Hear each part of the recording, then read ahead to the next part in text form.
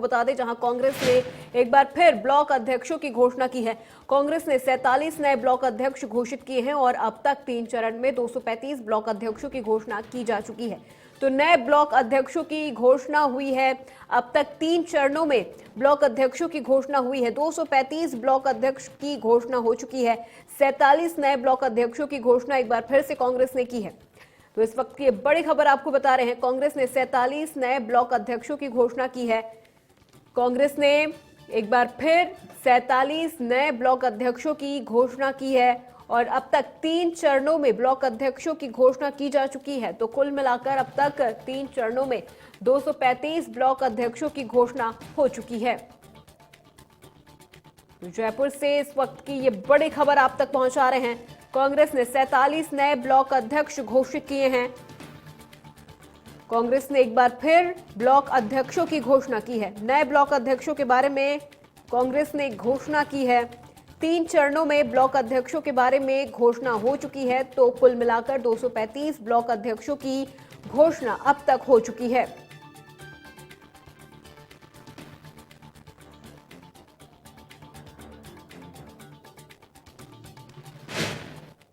सांसद बालकनाथ के ऊपर विधायक बलजीत यादव के आरोप को लेकर सांसद बालकनाथ का बड़ा बयान सामने आया है। सांसद बाबा बालकनाथ ने कहा कि बलजीत यादव मेरे सामने आएगा तो उसका हार्ट फेल हो जाएगा। इसके साथ ही डीएसपी के आरोप पर बोलते हुए बाबा बालकनाथ ने कहा कि वो राजस्थान पुलिस पर धब्बा है।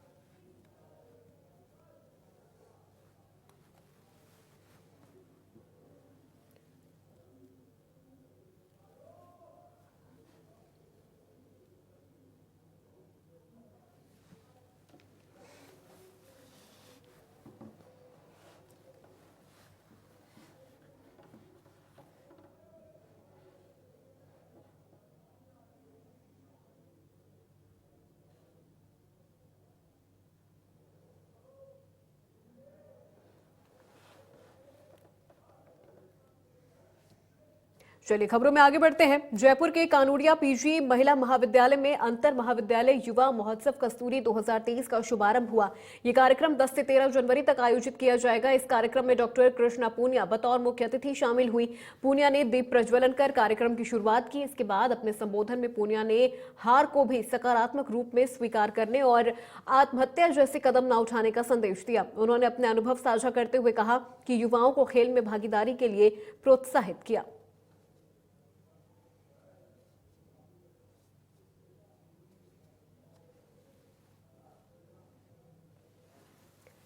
कृष्णा पूनिया इस कार्यक्रम में बतौर मुख्य अतिथि शामिल हुई। दीप जलाकर कार्यक्रम की शुरुआत की गई और इसके बाद कृष्णा पूनिया ने कहा कि जिस तरह से हार को लोग नेगेटिव वे में लेते हैं, ऐसा नहीं करना चाहिए। हार को भी सकारात्मक रूप से लेकर आगे अपनी हार से सीखकर आगे बढ़ना चाहिए।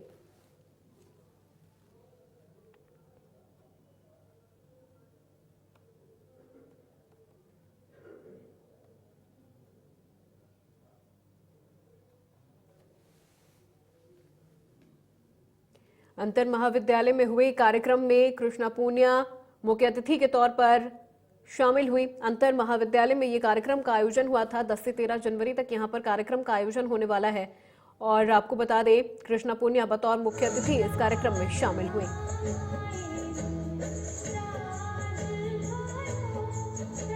नित्य नित्य जलकर दीपक जग को रोशन करता रहता और ऐसे ही इन पावन भावों के साथ कस्तूरी युवा उत्सव का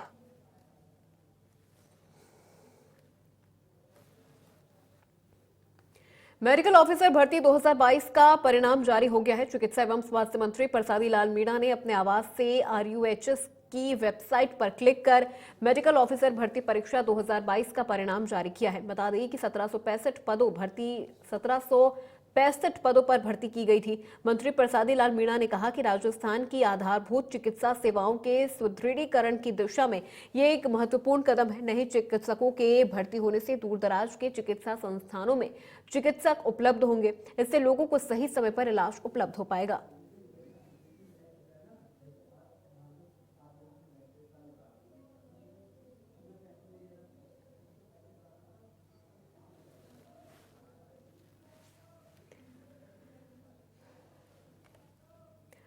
खबरों में आगे बढ़ते हैं। साहित्य का महाकुंभ जयपुर लिटरेचर फेस्टिवल का 16वें संस्करण जयपुर में 19 से 23 जनवरी तक आयोजित किया जाएगा। आइकॉनिक जयपुर लिटरेचर फेस्टिवल के 16वें संस्करण का आयोजन जयपुर के होटल क्लार्क आमेर में आयोजित किया जाएगा। इस साल फेस्टिवल दुनिया की कई श्रेष्ठ प्रतिभाओं की मेजबानी करेगा।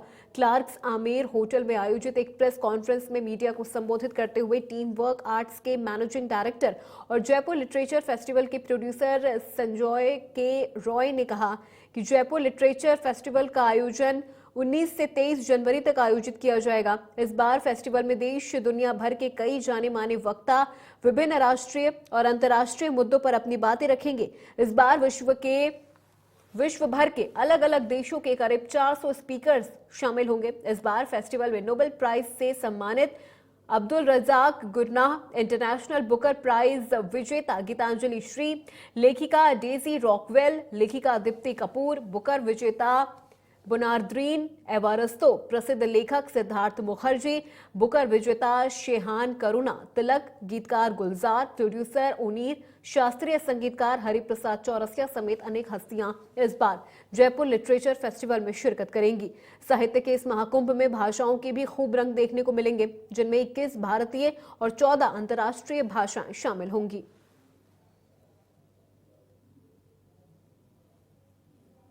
जैसे आपको पता है, हमने ये शुरुआत करते हैं कि राजस्थान का जो भाषा है वो नेशनल लैंग्वेज में जुड़ना चाहिए, पर हुई नहीं। और जब तक आप लोग अपने आवाज नहीं उठाओगे नहीं होगा। इस साल भी जैसे शायद हमारे 15-16 राजस्थानी राइटर्स आएंगे जयपुर लिटरेचर फेस्टिवल में, पर जो जिक्र होती है ना भाषा की, I think that is the most important thing. ये अद्भुत चीज है कि जो राजस्थान के जो लोग हैं वो तो व्यापार करने के लिए हर जगह निकल पड़ते हैं। ब्रिटिश के टाइम पे वो कलकत्ता गए, वहां पे बड़े बैंकर्स बने, इंडस्ट्रियलिस्ट बने, पर भाषा नहीं उसके साथ जुड़ा गया। आज के दिन में आप देखिए अमेरिका में या यूके में या सऊदी अरेबिया में, यूएई में इतना ज्यादा संख्या राजस्थानी लोगों का है। So it is a demand that has to be placed both by I think the state government but also by people. खबरों में आगे बढ़ते हैं। जयपुर में उत्तर पश्चिम रेलवे ने आमजन से अपील की है कि रेलवे के कैप्टन शशिकरण ने कहा कि पूरे शहर में विद्युतीकरण होने की वजह से रेलवे ट्रैक के आसपास पतंग न उड़ाएं। इससे रेलवे ट्रैक के पास कोई भी अनहोनी हो सकती है।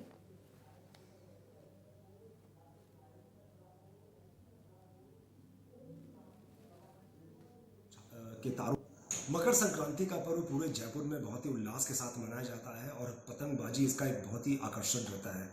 प्राय यह देखा गया है कि लोग जो है रेलवे ट्रैक के पास पतंगबाजी करते हैं या पतंग लूटने का प्रयास करते हैं। ये आपकी जान के लिए खतरा हो सकता है, क्योंकि पूरे जयपुर क्षेत्र में अब विद्युतीकरण हो चुका है, जिसके कारण से इन विद्युत के तारों में हाई वोल्टेज का करंट दौड़ता है, जिससे न सिर्फ ये मेटालिक मांझे से उलटने के कारण से आपकी जान को खतरा हो सकता है, बल्कि जो तेज गति से आने वाली जो गाड़ियां हैं वो भी आपके लिए हानिकारक हो सकती है।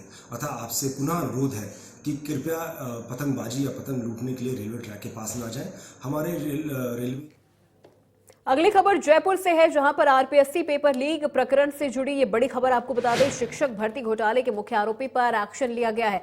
भूपेंद्र सारण के घर जेडीए का नोटिस चस्पा हुआ है। जेडीए ने 72 घंटे का अल्टीमेटम दिया है। 72 घंटे के अल्टीमेटम के बाद आवास पर भी बुलडोजर चलेगा। तो जेडीए ने 72 घंटे का अल्टीमेटम दे दिया है और 72 घंटे के अल्टीमेटम के बाद आवास पर भी बुलडोजर चलेगा। जयपुर आरपीएससी पेपर लीक प्रकरण से जुड़ी ये बड़ी जानकारी आपको बता रहे हैं। शिक्षक भर्ती घोटाले के मुख्य आरोपी पर बड़ा एक्शन लिया जा रहा है। भूपेंद्र सारण के घर पर अब जेडीए ने नोटिस चस्पा कर दिया है। जेडीए ने 72 घंटे का अल्टीमेटम दिया है। 72 घंटे के अल्टीमेटम के बाद आवास पर भी बुलडोजर चलेगा। ये बड़ी जानकारी आरपीएससी पेपर लीक प्रकरण से जुड़ी आप तक पहुंचा रहे हैं। शिक्षक भर्ती घोटाले के मुख्य आरोपी पर भी कड़ा एक्शन लिया जा रहा है। जेडीए ने 72 घंटे का अल्टीमेटम दिया है। शिक्षक भर्ती घोटाले के मुख्य आरोपी पर यह बड़ा एक्शन। भूपेंद्र सारण के घर जेडीए का नोटिस चस्पा हुआ है और जेडीए ने 72 घंटों का अल्टीमेटम दिया है। 72 घंटे के अल्टीमेटम के बाद आवास पर चलेगा बुलडोजर।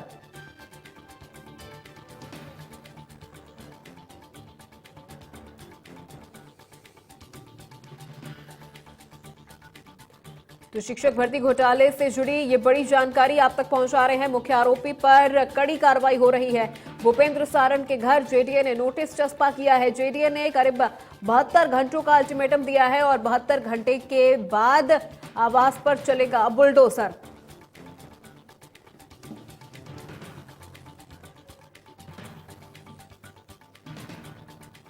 जेडीए ने 72 घंटों का अल्टीमेटम दिया है। शिक्षक भर्ती घोटाले के मुख्य आरोपी पर अब जेडीए शिकंजा कसती हुई नजर आ रही है। भूपेंद्र सारण के घर जेडीए ने नोटिस चस्पा किया है। ये तस्वीरें भी आपको दिखा रहे हैं जहां पर जेडीए ने नोटिस चस्पा किया है और 72 घंटे के अल्टीमेटम के बाद आवास पर चलेगा बुलडोजर। बड़ी खबर इस वक्त की आरपीएससी पेपर लीक प्रकरण से जुड़ी आप तक पहुंचा रहे हैं। शिक्षक भर्ती घोटाले से जुड़ी ये बड़ी जानकारी। शिक्षक भर्ती घोटाले के मुख्य आरोपी पर एक्शन लिया जा रहा है। कड़ी कार्रवाई करते हुए भूपेंद्र सारण के घर जेडीए ने नोटिस चस्पा कर दिया है और जेडीए ने 72 घंटे का अल्टीमेटम दिया है। 72 घंटे के अल्टीमेटम के बाद जेडीए आवास पर भी बुलडोजर चलाएगा। बड़ी खबर इस वक्त की आप तक पहुंचा रहे हैं। आरपीएससी पेपर लीक प्रकरण से जुड़ी ये बड़ी अपडेट। शिक्षक भर्ती घोटाले के मुख्य आरोपी पर लगातार एक्शन लिया जा रहा है और अब इसमें भूपेंद्र सारण के घर पर जेडीए का नोटिस चस्पा हुआ है। जेडीए ने 72 घंटे का अल्टीमेटम दिया है और 72 घंटे के अल्टीमेटम के बाद आवास पर चलेगा बुलडोजर।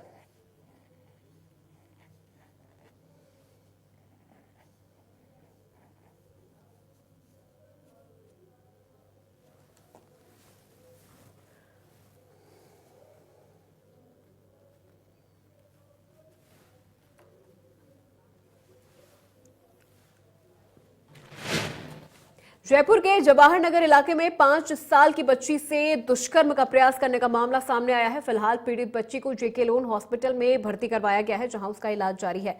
बता दें कि बच्ची पोस्ट ऑपरेटिव सर्जिकल आईसीयू में भर्ती है। जेके लोन हॉस्पिटल के अधीक्षक डॉक्टर आर के गुप्ता ने जानकारी देते हुए बताया कि पीड़िता का उपचार चल रहा है। रिपोर्ट आने के बाद ही कुछ कहा जा सकता है।